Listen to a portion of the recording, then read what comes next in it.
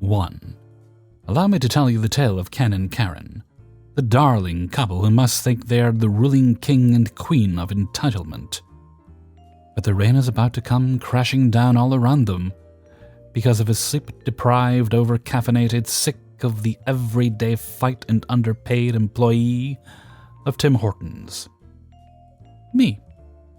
It begins in the year 2020 during the COVID lockdown. I was working at Tim Hortons almost every day. I worked in a small town, so most of the employees were older and chose to stay home due to the risks. This meant us younger staff picked up more shifts. No biggie, bigger paycheck. I, however, ended up getting a temporary promotion to management with little to no training. I learned by trial and error, and when masks became mandatory, there was a bit of pushback. However, people needed their caffeine to feel semi-alive. During COVID, we experienced people spitting at us, throwing their garbage or whatever they could, upset because only 3 people were allowed to be on shift to allow social distancing, and they had to wait 15 minutes to get their drinks. It got to the point that the local RCMP would sit and give people tickets for being dicks. Now every day at 1:30, Ken would make his appearance. He'd waltz in not wearing a mask, and every day he'd be sent back out to get it. He'd usually just drive off in not order. However, Ken and his companion Karen came up with the idea of waiting for the officers to go on their lunch break, and then come in the store. Ken came waltzing in, no mask. And at the time, it was myself and a young girl who was in high school on the floor, as it wasn't a busy day, and our co-worker, when I took his temperature at the door, had a fever and wasn't able to work. She told him that he needed his mask before we take his order. He said that it was fine, and he'd only take a few seconds. She refused and offered drive-through, as he didn't have to wear one if he did that. Cue the meltdown. He started screaming that we were discriminating against him, that he had rights. At this point, I stepped in and sent the girl to drive-through, and I responded with, yes, you have the right to not wear a mask. However, we have the right to work in a safe environment, and if Alberta Health happened to come in and see that I'm serving you with no mask, I would lose my job. If you choose not to wear a mask, then that is your right, but I'm going to have to ask you to use drive-through. Well, then cue the even larger meltdown. He proceeded to tell me I might as well be in Germany, forcing the Jewish people into train cars and sending them to death camps. At this point, I had been at work since 5 a.m., and frankly, I was done. I immediately began to speak the few phrases of German that I know. Guy's mouth was opening and closing, but no sound was coming out. Finally, he called me a Nazi and said he would see me next Tuesday. I said the few phrases again before asking if he'd like to get his mask so I can take his order. He demanded to speak to my manager, so I did a 360 and spread my arms out and happily said, "Hi, I'm OP, I'm the new manager. How can I help you today?" "Oh, I'm so sorry. Unfortunately, I can't take your order or deal with your complaint until you're wearing a mask. If you don't have one, I'd be happy to provide you with one." I absolutely lost it. I watched a 40-some-year-old man stomp his foot. As he's trying to come up with an insult, his wife walks in, upset that it's taking so long. Lo and behold, no mask. She begins the same speech of me being an awful human being. When I hold my hand up and say, "I'm sorry, ma'am, your husband here already gave me that lecture. May you try something else?" She then goes on and on about how they can't breathe with them on. It's a medical condition. I smile and said that, well, her breathing seems fine since both her and her husband can scream at us for several minutes without needing to breathe. And if they refuse to wear masks, then I have to ask them to leave. Well, how dare I suggest that? They need their ice caps and bagels, and they aren't leaving until I give them. And it better be free for the inconvenience and disrespect they had to endure. I shrugged and walked away and started making orders for people in drive-thru. Just as the lovely RCMP officers are walking in the door, Karen begins to throw whatever she can get her hands on at us. Thankfully missing, but destroyed a few of our monitors with napkin dispensers. The officers immediately grab both and then drag them outside. She's screaming that I assaulted her first, and she was defending herself, and in the process of her flailing around, hits one of the officers. Ken is calling us Nazi-loving bastards, and he's being treated like a Jew, and the officers might as well take them to the gas chamber. Crying out loud. Now, Ken owns a car shop, and in a small town, word travels like fire. Ken and Karen not only got a few charges and a ride in the back seat, but Ken had to close his garage as all his customers stopped going. They also got a ban from our location, and the owner made sure to tell any other businesses that sold coffee about them. They had to drive over an hour to get anything fast food related. All businesses refused to serve them. Friends and family cut ties. They ended up moving. I bumped into them a few months ago, and I couldn't help but ask, wouldn't it have been easier to just wear the mask? 2. I work as a bouncer at a small craft beer place. More of the cozy chill with your friends variety. In my time there, I have encountered some interesting people, and even though these stories are tame compared to other places, they are still fun. First evening on the job. I had military training prior and experience working customer support, so the only training I needed was the rules of the place, basically. The evening was very relaxed and nothing much happened, except for some chit-chat with the regulars. This was until we noticed a person being very awkward, constantly going to the toilet and always with another guy. So we started to monitor it and soon suspected narcotics. The laws here forbid us from searching a person, so we got the cops involved. They waited outside as we brought the suspect out. Apparently he was trying to deal at our place, and that is a big no-no. He had way over the limit for intent to sell, so the cops booked him.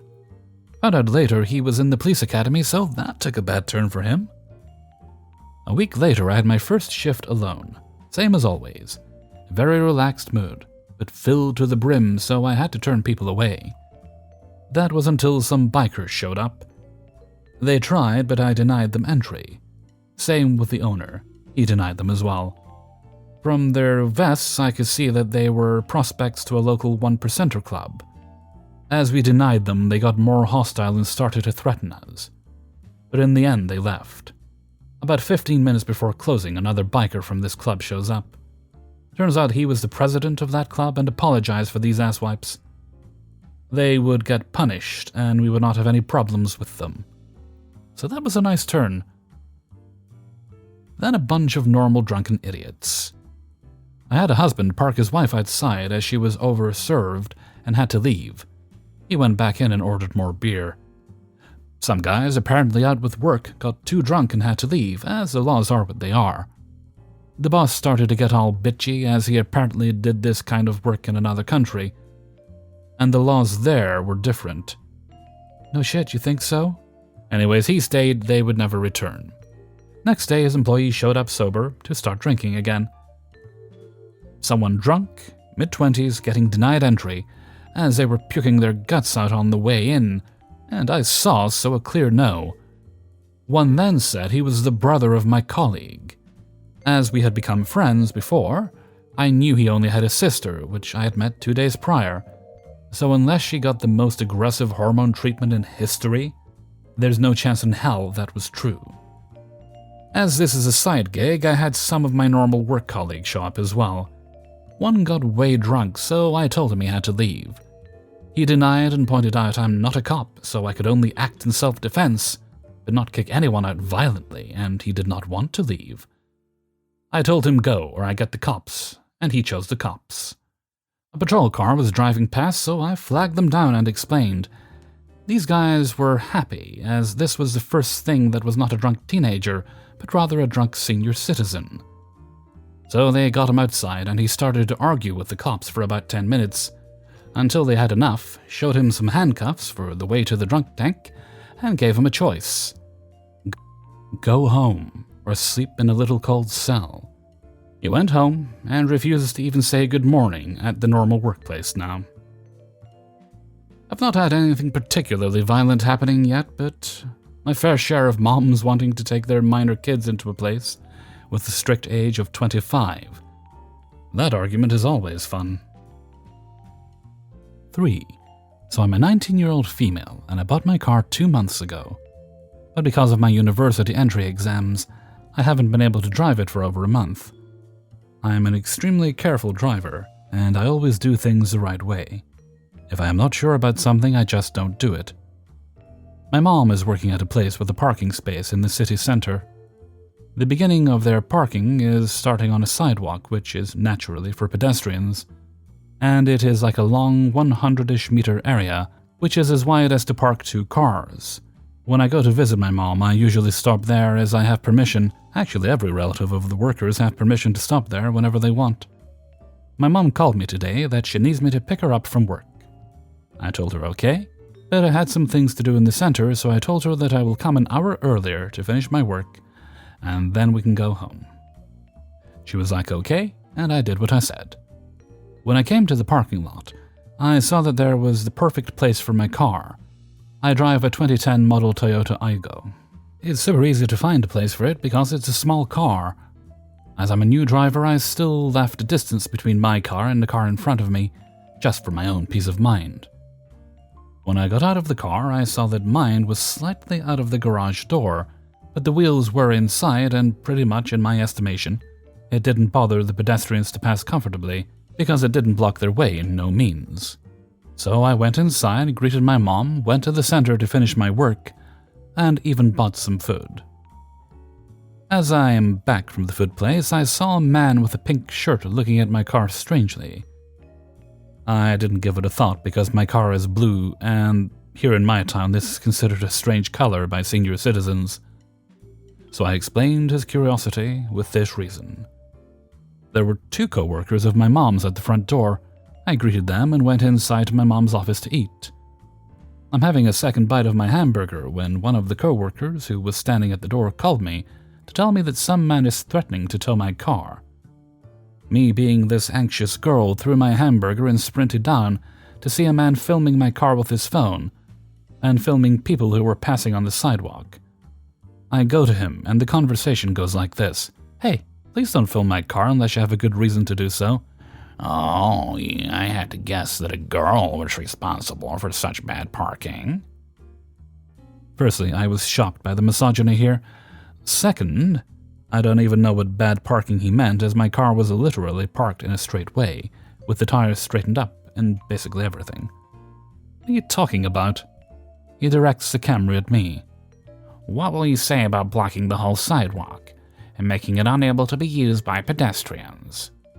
What do you mean? All the wheels are in the parking zone. Only 10 centimeters of the car are out, and I'm pretty sure that 10 centimeters are not a bother for pedestrians who walk in a 3-meter sidewalk. Well, it bothers me. I don't have anything to do in that situation then? He speaks to the camera. Look at those young people. They think they're entitled to park everywhere with their cars and cause accidents left and right. I, as a proud and responsible citizen of this town, will call a tow company to tow away this car, and you, little miss, will have to pay lots of money to get back your car. Just watch. Okay, call them. I'm fine with that. If they prove my point, then go ahead. The man stopped recording, called the towing company. At this point, my mom and more of her colleagues come to see what's going on. I explained the situation to them. The male co-workers of my mom's, who in this man's eyes are more knowledgeable about cars than me, explained that I did nothing wrong and I have permission to park in the area, and those 10 centimeters of my car are literally nothing. I calmed everyone down and just waited for the towing company. They arrived after 10 minutes. A male worker went down with us. The tower then said, "Sir, you again?" I hear this and I'm not surprised. This man looked like he was going around the town and just searching for drama. "Yes, me again. So, this car is blocking the sidewalk," points to my car. "Sir, the car's wheels are inside the parking area. Yes, a small amount of truck is outside the area, but this is by no means a danger to the pedestrians." "It's a danger for me. I demand this car be towed." "Sir, the only way I can get this car towed is if the car doesn't have permission to be in this parking area. And my mom says she's my daughter, all family members of workers here have permission to park there. Then I have nothing to do here, and sir, please don't waste my time again." The man was red and fuming, just like those cartoon characters who were portrayed angry. He left. "I'm so sorry," the tourist says. This man's always like this. He sees slightly not well-parked cars and makes a scene. If the car's owner is a man, he just tells them to be more careful next time, but when a woman or a young girl like you shows up, he calls us immediately. I think he thinks women are lower than him when it comes to driving and knowing the rules. We said our goodbyes and Tower left. I am now eating the rest of my burger and thinking how misogynistic and entitled to have to bother women for such small things. He might have caught someone who parked incorrectly, but the rest of all those fake calls to the towing company are just abuse to women, and that poor man from the towing company. I still don't know how I kept my cool, but in any other situation I would be very anxious. I'm sure that there are women like me who would get seriously stressed because, at the end of the day, there is a man yelling at you for something that is not even dangerous, for God's sakes. I don't know what makes him so entitled to people's parked cars. 4. This happened in March of 2021. I'm a 23-year-old male, 22 at the time. I was working at a big brand-name hardware and home improvement store. The blue one rhymes with blues. As a cashier, and had been for a few months. At this particular store, you had several standard registers, and then customer service and the lumber registers at the other end of the store, both of which run on a different older software than the standard registers. I've always had a knack for making computers work, and I figured out the older system very quickly, so I ended up being in customer service and lumber a lot, basically just filling where I was needed. One night, it's about 7:30 on a Saturday or a Sunday, and it is apocalyptically dead in this store. I'm working the lumber register. They always want someone on that one, and it's just me and the section manager in that part of the store.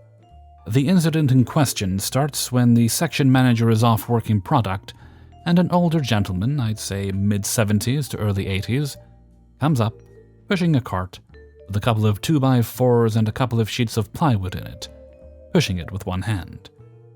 As I start to ring him up, he mentions that he has no use of his other arm and asks if I can get someone to help load the car. I hop on the intercom, call for the load assistance at lumber, and start ringing his order up.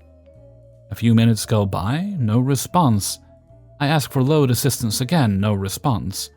I call 2 more times, no response. I directly call the section manager's store phone he has on him, doesn't answer.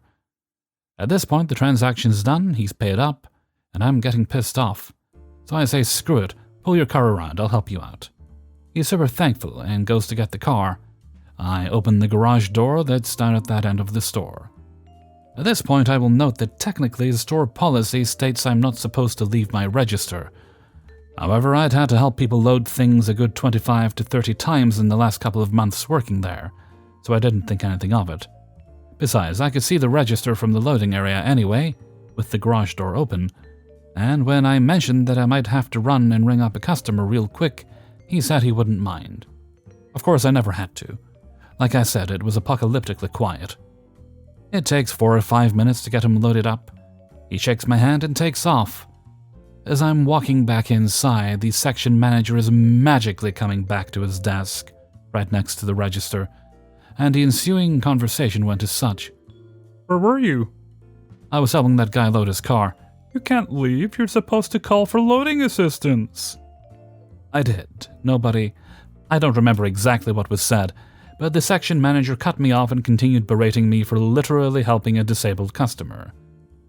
I'm not a violent or confrontational person, but when I tell you it took every fiber of my being to not curse him out or escalate the situation, I have never met a more holier-than-thou middle manager with less to stand on. I quit like 10 days later. Didn't even put in 2 weeks' notice, just quit. And on the off chance you're hearing this, yeah, I'm talking about you. Fuck you, Corey. 5. I was traveling by myself for the first time, and I'm only 18. I booked for the aisle seat specifically because I didn't want to be in the middle of 2 strangers, as that would make me very uncomfortable and conscious. I paid extra for the seat specifically for this reason. When I got to my seat, there was a middle-aged man, I would say around 30 or 40 years old, in my seat. Normally, I'm very socially anxious, but this time even more so, as it was my first time alone. But there was no way I was going to sit between two random strangers. So I did what anybody would do and informed him that this was my seat and showed him my boarding pass. He admitted it wasn't his seat, but that his co-worker was in the seat next to him, on the row, and he wanted to be with him and instead offered me his seat, which he said was the window seat. The window seat is my favorite, but costs more. So in my head, I was getting a good deal, so I happily took it. I basically hopped, jumped, and skipped to take the seat and settled down happily. That was until another man came and told me that the seat I was in was his seat. So I looked at the other guy, expecting him to pull out his ticket, showing that I was in his, but instead this man literally looks at me sheepishly and says that his seat is actually the middle, and he hoped I didn't mind sitting in the middle. Not only does this man lie to me, hoping that the seat was actually empty, but he actually expected me to be okay with sitting in the middle. At this point, I'm raging a little. I might be socially anxious, but I'm not a pushover. I told him no, I only agreed because his seat was the window seat, and that he needs to move or I will call the crew to sort this out. At this point, he just kept parroting the words, "My co-worker is here, I want to sit next to him. Maybe you can be a sweet girl, and sit in the middle, just this one time." He didn't actually sit like that. The moment he said that, I realized I only had to deal with this because I was young and a woman, so now I'm livid and immediately call for the crew, after repeatedly saying no, because, again, I paid extra for the seat. Even when the crew came to sort it out, he wasn't listening. He kept telling them there wasn't any issue, and that this was just a small disagreement that could be sorted between us. When I informed them what was happening and they requested him to move, he just kept saying, "Maybe you can be nice. Can you please do me this favor?" And that immediately switched to, "You should respect your elders, What do you need the aisle seat for? You can easily fit in the middle." Turns out the other person wasn't even his co-worker. He was a random person who had his earphones in, completely unaware of the situation, until it was escalated. At this point, I could not believe the entitlement. I told him I paid extra for the seat, and if he wanted it, maybe he should have paid the extra fees, and that since he didn't, and I did, I was going to sit in the seat I paid for, and he can deal with it. Thankfully, the crew basically forced him out of my seat and into his with the threat of him being removed from the aircraft. The entire time he kept looking at me saltily and muttering under his breath on, "Well, the youth of the day are so disrespectful. They should give priority to older passengers, and the men," which I of course ignored. It was even funnier when he wanted the non-veg meal and had to get the veg one, because I got the last one. Ha! He threw a fit about this as well, but I pre-ordered my meal while he didn't, so I was offered it first. At this point, the crew were getting sick of him, and so they told him they could give him the aisle seat in a row that was behind us. He obviously jumped at this opportunity. The crew switched him out for this nice lady. Turns out he got the very last row near the lavatory, which is why the lady was happy to switch in the first place. Hey everybody, Hellfreezer here, and thank you very much for listening to Idiots in the Wild, episode 76. And thank you very much to everybody who allowed me to use their stories in this video. If you enjoyed the video, then please do hit the like button before you go, and share the video with friends and family members. Alright, let's see, we're gonna move right along to Hellfreezer's question of the day. It's another food one today, and as I was chatting with someone earlier, and it occurred to me, what is a foodstuff that is always, without fail, better homemade? I.e., you can buy them in supermarkets, you can buy them chilled, you can buy them frozen, and they're fine, they're edible, but they're never going to compete with like freshly made homemade or even in a restaurant made. And for me, the one that popped into my head was lasagna. I love lasagna, and I've tried so many different ones from stores, some better than others, but the fact is, even a homemade one that doesn't turn out as well is always better than store-bought. And I think the same goes for macaroni and cheese, spaghetti bolognese, things like that. But let me know what your thoughts are. Let me know what you think.